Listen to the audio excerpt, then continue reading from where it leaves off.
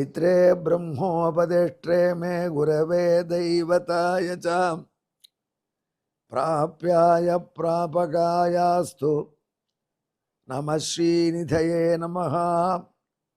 नमो वेंकटेशाय वेंकटतुरैवार्क्कु नमः।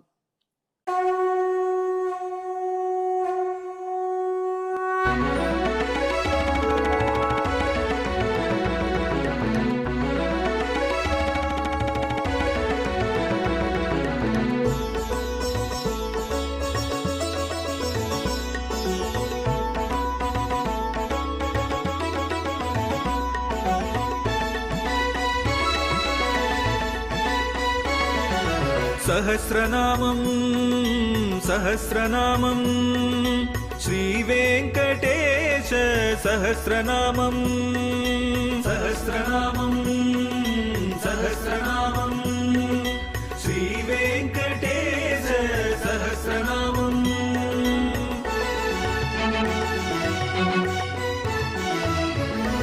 உலகில் கலிவினை தோஷம் அகற்றும் நாமம் சஹஸ்ரநாமம். உயர்வுகளை வாழ்வில் அளிக்கும் நாமம் சஹஸ்ரநாமம்.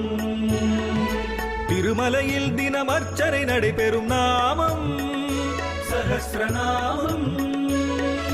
திருவேங்கடனின் தரிசனம் காட்டும் நாமம் சஹஸ்ரநாமம். சகஸ்ரநாமம் சகஸ்ரநாமம் श्रीवेङ्कटेश सहस्रनामं सहस्रनामं सहस्रनामं श्रीवेङ्कटेश सहस्रनामं। அன்புடையர்களே வணக்கம். இப்பொழுது நாம் திருவேங்கடமுடியாருடைய திவ்ய சஹஸ்ரநாமத்திலே 652வது திருநாமத்தை அனுபவிக்கப் போகிறோம். இத்திருநாமம் ஜெயி என்பது.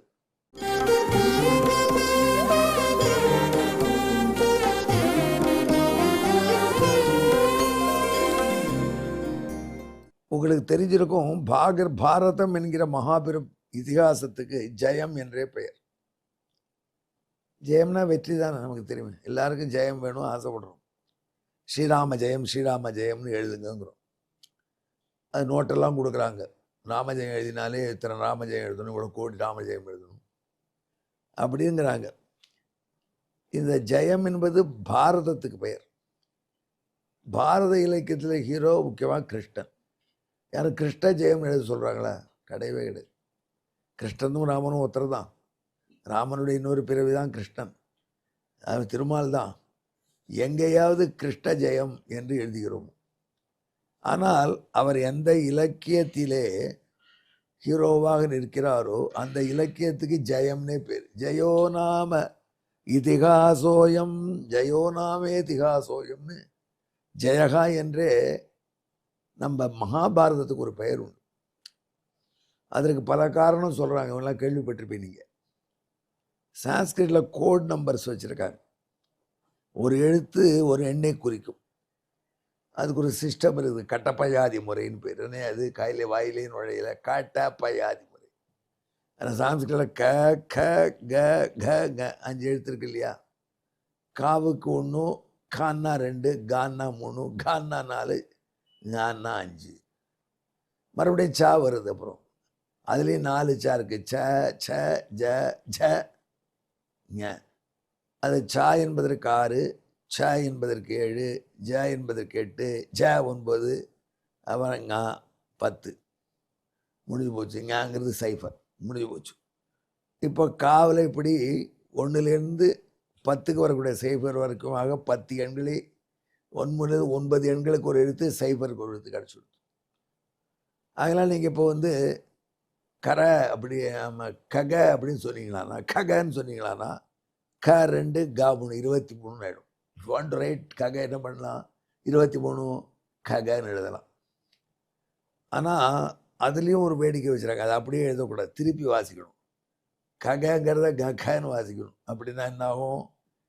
கக அப்படிங்கிறச்சு க என்பது 3, க என்பது 2. 23 இருக்கானா ரிவர்ஸில் வாசித்தா 32 ஆகிடும். இப்படி வாசிச்சுட்டு வந்தால் காவிலேருந்து ஞா வரைக்குமே 10 நம்பர் போட்டுடலாம். 100 போடலாம், 1000 போடலாம், லட்சம் போடலாம். ஏன்னா சீரியஸாக மேட்டராக இருக்கா? புரியுறதா? இதே டாவல் ஆரம்பித்தாலும் அது மாதிரி ட ட ட ட நங்கிறது 5 குறிக்கும்.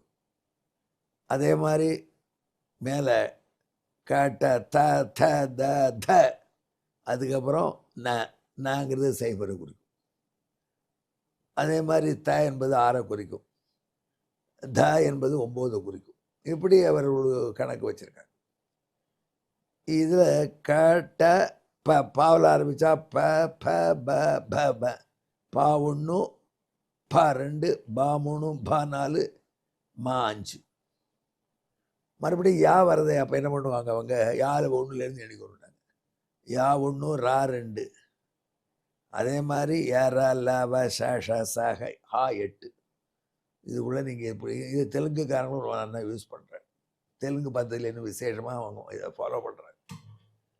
பெரிய நம்பரெல்லாம் சொல்கிறதுக்கு ரொம்ப வசதியாக இருக்கும். ஒரு ஸ்லோகத்திலேயே அஷ்டோத்தர சதம் சொல்கிறேன்னா 108ங்கிறது அஷ்டோத்தர சதத்தை ரொம்ப ஈஸியாக அவங்க என்ன ஜ ந க ஜனகா அப்படின்னு 108, ஜா 8, நா 0, கா கா அப்படிங்கிறது 1. அதனால் 8 0 1 திருப்பி வாச 108. ஜனகர் வரார் அப்படின்னா 108 வருதுன்னு அர்த்தம். அவசர உதவிக்கு 108க்கு ஃபோன் பண்ணு, ஜனகருக்கு ஃபோன் பண்ணு. அவங்க நிறைய இதை பிரமாதமாக யூஸ் பண்ணியிருக்காங்க சான்ஸ்கிரிட். அது ஜோசிய சாஸ்திரத்தில் ஆண்டுகளை குறிக்கிறதுக்கு 5000 4000 8000 ஹேண்டில் பண்ணுறது ஈஸி. எல்லாம் நம்ம பெருமைப்பட்டுக்கிறோம். பெரியவங்க இந்த மாதிரி வழியெல்லாம் கண்டுபிடிச்சி வச்சாங்க. அந்த அந்த ஆங்கிளில் பார்க்கும்போது ஜெய என்பது என்ன பண்ணணும்னா, ஜ என்பது 8, யா என்பது 1. திருப்பி வாசிக்கணும் இல்லையோ? அதனால் ஜெயங்கிறத 81ன்னு போட்டு 18 ஆகி வாசி. ஜெய வில் மீன் 18. மகாபாரதத்தில் மகாபாரத பெரும்போர் தான் முக்கியமான தீம். அது நடந்த நாள் எவ்வளோ நாள்? 18 நாள். அதில் சண்டையிட்ட பெட்டாலியன் எவ்வளவு? 18. அதில் முக்கியமான பகவான் உபதேசம் பண்ண கீதை எவ்வளவு அத்தியாயம்? 18 அத்தியாயம். ஆக பாரதத்திலே டிவிஷன்ஸ் எவ்வளவு? 18 பருவா. அப்படி 18 பருவாக்களை உடையதாய் 18 நாள் போரை சொல்வதாய் 18 அக்ஷோகிணி நின்ற போரை சொல்வதாய் அதுக்கப்புறம் 18 அத்தியாயமுடைய கீதையை சொல்வதாய் இருக்கக்கூடியதுனால பல ஜெயங்கள் அதில் இருக்குது. இதனால ஜெயம்னு இதுக்கு பேராயிடுச்சு. அந்த ஜெயம் என்பது கிருஷ்ணனால் வந்தது. அப்படி இருந்து கூட கிருஷ்ண ஜெயம்னு யாரும் எழுதுறதில்லை. ராம ஜெயம் எழுதுகிறாங்க. ராமனை தான் தோலாத தனி வீரங்கிறாங்க. ஏன்னா மகாபாரத யுத்தத்தில் ஆரம்பத்தில் துரியோதனன் சைடில் 11 அக்ஷோகிணி இருந்தது. 21,000 காலாள் பெரிய கணக்கு. அது எதிர் சைடில் 7 அக்ஷோகிணி தினமுத்திர 18 அக்ஷோகிணி மோதின. யுத்தத்தை வென்றது யாரு? தர்மர். ஆனால் தர்மருக்கு எவ்வளோ அக்ஷோகிணி பாக்கி இருந்தது? பெரும் பாரத போர் எண்டில் தர்மர் வெற்றி பெற்றார். அவர்கிட்ட எத்தனை அக்ஷோகிணி பாக்கி இருந்ததுன்னா அவர் 5 பேர். அவர் சைடில் சேர்ந்த சாத்தியகி, கிருஷ்ணன், இந்த 7 பேர் தான் அவர் சைடில் இருந்தார். நீ எல்லாம் க்ளோஸ். துரியோதன சைடில் 3 பேர் பாக்கி இருந்தார். யார்? நம்ம அஸ்வத்தமா, கிருபர்கிறத வந்தோம். அப்போ என்ன வெற்றி பெற்றலாம்? இங்கே 3 அங்கே 7 கூட தான். அதில் வெற்றி என்னாச்சு? Operation success, patient died. அப்படி ஜெயம்னதுக்கு பேர் நம்பரை வச்சு சொல்லலாம் மொழி. அந்த யுத்தம் அப்படி. ஆனால் ராமபிரான் வானர வீரர்களோடு கிளம்பினான் போருக்கு. 70 வெள்ளம்னு ஒரு கணக்கு சொல்கிறான். அந்த 70 வெள்ளம் வானர வீரர்களோடு கிளம்பினான். இது போர்லேருந்து திரும்பி வரைச்சே என்ன ஆகும்? 40 வெள்ளத்தோடு வந்தான், 20 வெள்ளத்தோடு வந்தான். டேமேஜ் ஆகிடுது. யுத்தத்தில் எவ்வளோ பேர் போயிருப்பாங்க? கார்கில் வாரில் எத்தனை பேர் போகிறாங்க? அதான் ராமன் எப்படி திரும்பி வந்தான்னு கேட்டால் அந்த 70 வெள்ளத்தோடு திரும்பி. அதாங்க ராமன். போரில் போனால் எத்தனை வாரர்கள் மாண்டு போயிட்டா தெரியுமா? யுத்தம் முடிஞ்சு போயிடுத்து. தங்களுடைய சத்ருவான ராவணனை அழித்ததற்காக ராமனுக்கு நன்றி செலுத்த வந்தார்கள். ராமன் உனக்கு ஏதாவது கிஃப்ட் கொடுக்கணும்னு ஆசைப்படுறோம், வரம் கேளேன்னாங்க. ராமன் பிரம்மாட்ட சொன்னார், சுவாமி இந்த வானரங்கள்லாம் என்னை நம்பி கிஷ்கிந்திலேருந்து வந்திருக்கு. அவள் அம்மா அவருடைய மனைவிகள்லாம் அங்கே இருக்குது. அவள்கிட்ட நான் சொல்லிட்டு வந்தேன், நாங்கள் வெற்றி பெற்று அனைவரும் திரும்பி வருவோம். அதனால் இந்த யுத்தத்தில் மாண்டு போன வானர்கள் அத்தனை பேருக்கு உயிர் கொடுத்துருவோம். இப்படி உனக்கு கொடுக்குற வழக்கம் இல்லை, பட் உனக்கு செய்யலைன்னா யாருக்கு செய்ய போகிறாராம? எல்லா வானர்களும் உயிர் பெறலாம் ததா சுருட்டார் பெருமா. எல்லாரும் வந்தாச்சுன்னு கிளம்பல ராமன். அதான் ராமன். அவசரம் டென்ஷன்லாம் படலை. அனுமாரின் கூட்டம் பரதன் அங்கே துடிக்கிறான், ஆழியாருது. எல்லா வானர்களும் வந்து கொடுத்தான்னு கணக்கு சொல்லுங்க. 70 வெள்ள லீடரில் 70 பேர் 8 லீடர்களை உங்கள் ஆள்லாம் வந்துடுத்தா பாரு அப்படின்னா. அவன்லாம் பஸ் கண்டக்டராக ரொம்ப நாள் வேலை செஞ்சவங்க. அதான் எத்தனை பேருக்குன்னு டக் டக் டக்குன்னு எண்ணினான். என்பது எல்லாம் சரியாக சொல்கிறான் ஒருத்தன். ஆச்சா 65 பேர் சொல்லிட்டு 68 சொல்லியாச்சு, 69 அனௌன்ஸ் ஆகிடுது. 70வது பெட்டாலியன் ஒருத்தன் வந்தான். ஒரே ஒரு ஆள் சுரேஷ் ஒரு குரங்கு காணும் சுவாமி.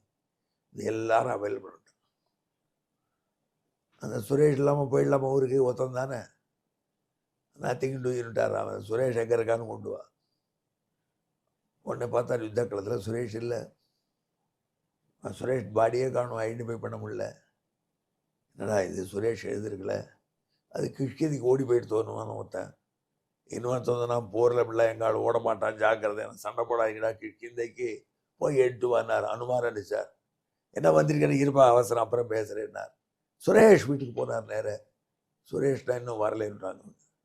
என்னாச்சு நான் கவலைப்படாத, அழிச்சிட்டு வரேன்ட்டு வந்துட்டார்.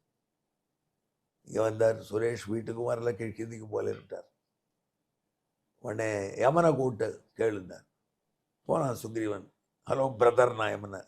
என்ன பிரதர்? ஆமாம், நீனும் சூரியம் பிள்ளை, நானும் சூரியம் பிள்ளை, நீ கசின் பிரதர். என்ன ப்ரோ, நீங்கள் உங்கள் ஊரில் சுரேஷ் வந்திருக்கானா பாரு. அவன் சித்திரகுப்தரை கூப்பிட்டு கேட்டான். இதை வானர்களே அனுப்பிச்சு எடுத்த, வானர்கள் நரகத்துக்கே வரல, இங்கே ஆளே கிடையாது. பிரம்மாட்ட கேட்டா. பிரம்மா பார்த்தாரு. எங்கே போயிடுவான் நம்மளுக்கு தெரியாமல் அப்படின்னு சேட்டலைட்டை போட்டு பார்த்துருவோம் அப்படின்னா தன்னுடைய சேட்டலைட் அப்படி பார்த்தார். அங்கேனா இருக்கான்னா கும்பகர்ணன் ஏகப்பட்ட மாடங்களை சாப்பிட்டான். அதெல்லாம் டைஜஸ்ட் ஆனதெல்லாம் எமலோக போயிடுது. இந்த குரங்கு மட்டும் இன்னும் டைஜஸ்ட் ஆகிற உள்ளே உட்காந்துருப்போம் மூலையில். அதை கீழே எடுத்துன்னு வர அனுமார்ட்ட சொன்னால் அதை கொண்டு வந்து விட்டா. அதுக்கப்புறம் தான் கிளம்பி கொடுத்துருப்பான். இப்போ போன 70 வெள்ளத்தோடு பெருமாள் திருப்பி வந்தார். இதுனா வெற்றி. நான் வெற்றி பெற்றேன், ஆனால் என்னாச்சு, கை போச்சு, கால் போச்சு. என்னோட வந்த 10 பேரில் 9 பேர் அவுட்டுன்னு சொல்லி வந்தால் சந்தோஷம் இல்லை சுவாமி. கிருஷ்ணன் பண்ணினார், வெற்றி தான் பண்ணார். இல்லை, அவர் தான் பாரதம் பூபாரம் தீர்ப்பதற்கு பண்ணார். எத்த பண்ணாரோ. But at the end of the war என்னாச்சு, அவற்ற ஆள் இருந்த பேர் வாதான் மிச்சம். மீதியெல்லாம் கொண்டுட்டார். ஆக ராமபிரானுடைய வெற்றி தான் உண்மையான வெற்றி. அதான் அனபா சாகசா, அந்த சாகசத்திலே வெற்றி பெற்றான். அதனால அவனுக்கு தான் தோலாத தெளிவீர். அதனால் அவனுக்கு தான் ராம ஜெயம். கிருஷ்ணனுக்கு ஜெயம் என்ன சொன்னாலும் பாரத ஜெயம் தான் வச்சுக்கலாம், மொழிய ஃபிசிக்கல் ஜெயம் இல்லை அப்படின்னார் ஒருத்தர். அந்த வால்மீகி அந்த ராமாயண அழகை நினைத்து சொல்கிறார் நாரதர். சாகசமும் பண்ணி ஜெயமும் பெற்றவர் ஜெய். அதைத்தான் இதுக்கு பின்னணியான ஸ்லோகத்தை கேளுங்கள்.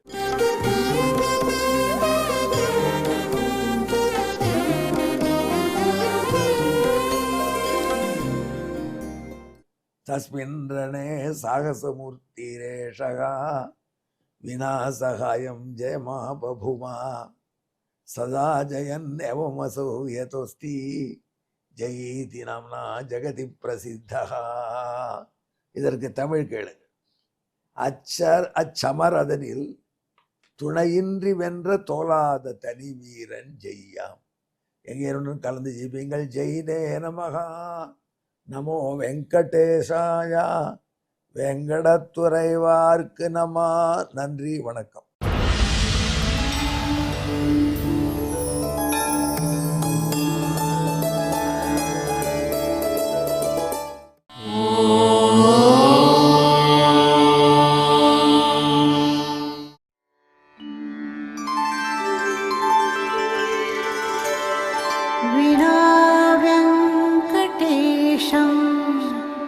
ननाथो ननाथः सदा वेङ्कटेशं स्मरामि स्मरामि. हरे वेङ्कटेश प्रसीद प्रसीद. प्रियं वेङ्कटेश वेङ्कटेश प्रयच्छ प्रयच्छ